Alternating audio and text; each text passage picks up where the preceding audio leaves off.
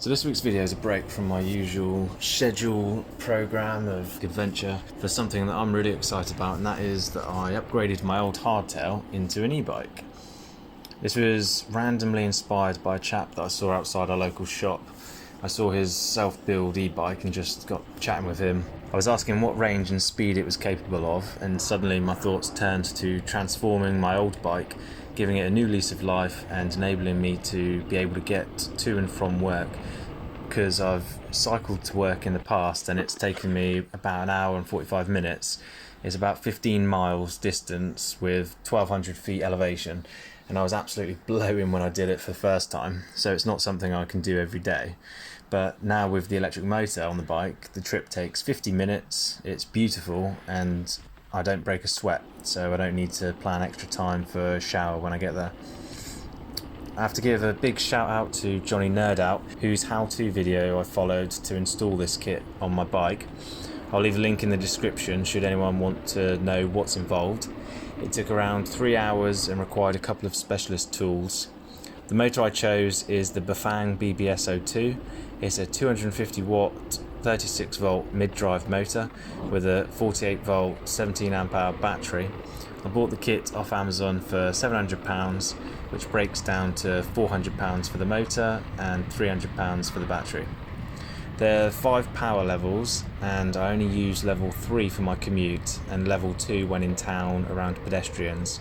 You can, as an add-on, buy a USB cable and get into the nitty-gritty and actually program the power levels, which I've got the cable, but I probably will tinker with it in the future, but it's not something I'm in a rush to do at the moment. In my last video in the woods, you could see me towing my boy Isaac, and I had it set to the first power level and in the lowest gear on my cassette, because anything else was just too overpowering to just get going. It was like jarring him forward, even though we've got a bungeed tow rope. So even though we did have a little play on level 2 for, a few moments of excitement, just going a little bit fast in the woods. So there's many reasons why I've done this. First, to save money. I was spending £100 a month on bus fares. Second, to save time. The bus was an hour and 25 minutes door to door after connections, but this takes 50 minutes. And thirdly, for flexibility.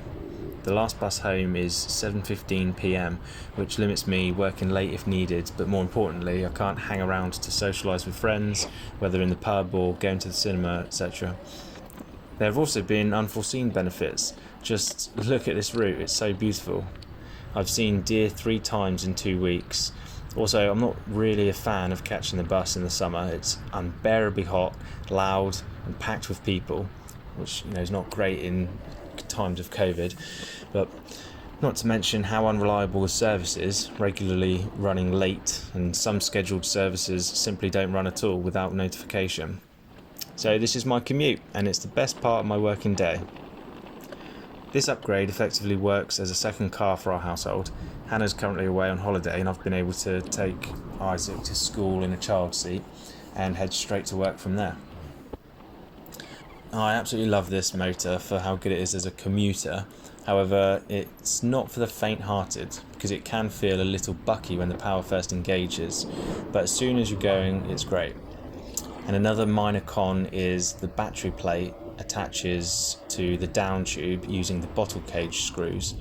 I wouldn't be confident taking it off-road as it is, but I've just 3D printed some supports which I'll use with some hose clamps to make things more secure. And when we went to the woods, I just used a split piece of hazel as a wedge on each side and hose clamped everything together. This project was motivated by wanting to save money and wasn't about wanting to ride bikes more. It was about transport, and I'm really surprised by how much I enjoy the journey. I've never ridden road bikes, I've never been into pedalling, I've never been into biking for touring, and yet just through doing this for a couple of weeks I can really see the temptation to get into touring. Maybe not road bikes specifically, but gravel bikes would be a very welcome middle ground between the adventure and excitement of mountain biking, but also touring as well. So watch this space for some bikepacking adventures to come.